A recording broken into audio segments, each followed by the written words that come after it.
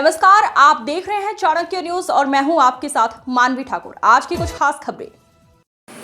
ग्राम सभा में सरपंच पुष्पा बागमारे चीखती चिल्लाती नजर आई। एक तरफा कार्यवाही होने से गांव के नागरिक नाराज। आपको बता दें कि अतिक्रमण को लेकर दुर्ग में ग्राम चिंगरी में अतिक्रमण हटाने की कार्यवाही के बाद विवाद गहराता जा रहा है। कुछ दिन पहले 7 मकानों को ध्वस्त किए जाने से नाराज ग्रामीणों का गुस्सा अब खुलकर सामने आ गया है। ग्रामीणों का आरोप है कि सरपंच ने एक तरफा कार्यवाही करते हुए केवल चुनिंदा लोगों के मकान गिराए, जबकि गांव में कई अन्य स्थानों पर भी वर्षों से अतिक्रमण मौजूद है, जिन पर कोई कार्यवाही नहीं की गई। इसी विवाद को लेकर आज ग्राम सभा का आयोजन किया गया, जहां माहौल काफी गर्म रहा। जिन लोगों के मकान तोड़े गए, उनका कहना है कि वे 15-20 वर्षों से वहां निवास कर रहे थे और बिना उचित नोटिस के कार्यवाही की गई। वहीं कुछ अन्य अतिक्रमणों का सीमांकन होने के बावजूद उन पर कार्यवाही न होने का सवाल खड़ा कर रहा है।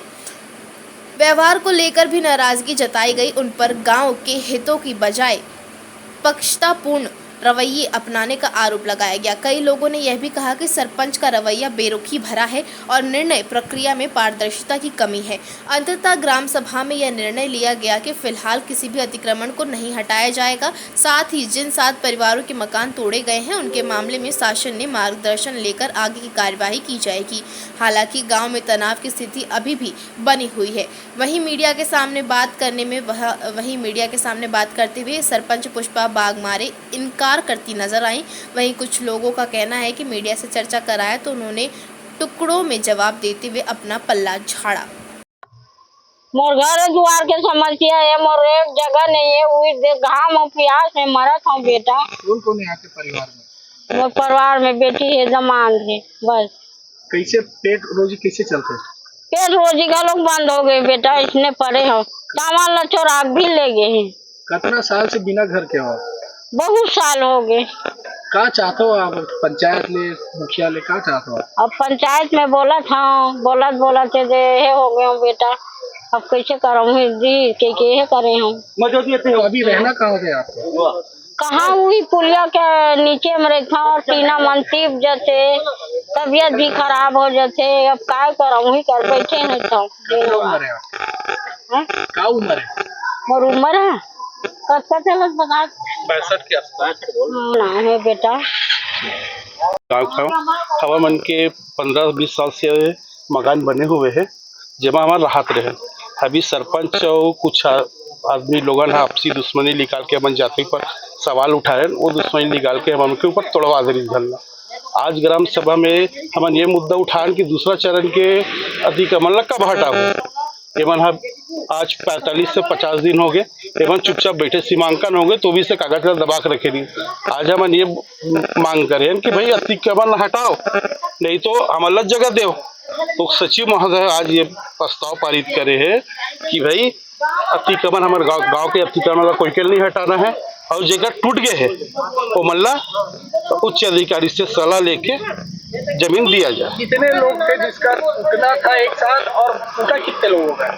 टूटना था सर 16 लोगों का, जिसमें 6 लोगों का बस टूटा हुआ। क्या कारण लगता है इसमें कि सबका टूटना ना करके सिर्फ 7-8 लोग का टूटा? क्या ये सर हम व्यक्तिगत दुश्मनी है। इसमें गुलाब देशमुख और संजय साहू जी का वो कुछ पेपर वर्क से, हरी भूमि का जो चलाते हैं उस पेपर वर्क से फिर इन लोगों को वापसी कुछ समझौता हो के रोक दिए थे। नोटिस को देके पंचायत का कुछ हुआ होगा, फिर हम लोग दिसंबर में देके रोक दिए थे। फिर अचानक जिस दिन तोड़ना है उस दिन लास्ट नोटिस दिए 24 तारीख को शाम को 4 बजे, और 25 तारीख को तोड़ दिए। और लेटर 1 महीने से पहले जारी हो चुका था, जो हम लोगों से छुपा के रखा था। ये है नोटिस, लेकिन छुपा के रखा था 1 महीने से लेटर, जबकि फरवरी में जारी हो गया था। 1 महीना दबा के रखे, जिस दिन तोड़ना उसी दिन दिए, इसलिए लास्ट दिन दिए क्योंकि एक कुछ कार्रवाई ना कर पाए, कुछ कहीं पर जा ना सके, और उस मजबूरी का फायदा उठा के इन्होंने तोड़वा दिया हमारा घर। खिलेन कुमार जिसने ग्राम चिंगरी। गांव में सब गरीब परिवार के हैं, जैसा तैसा बनाया। गांव में तो कम से 80% अब अवैध कब्जा है गांव में, वैसी है पूरे अभी 80% कब्जा। हम ये चाहते हैं गांव के सब गरीब आदमी हैं, जो बना है उसको बने रहने दो, और जिन लोगों का टूटा है उन लोगों को उनका जगह वापस दे दिया जाए। से निर्णय लिया जाएगा तब ग्राम सभा उच्च न्यायालय या उच्च अधिकारियों को बता के सूचना दी गई थी। विवाद की स्थिति है। विवाद की स्थिति क्यों बन रही है?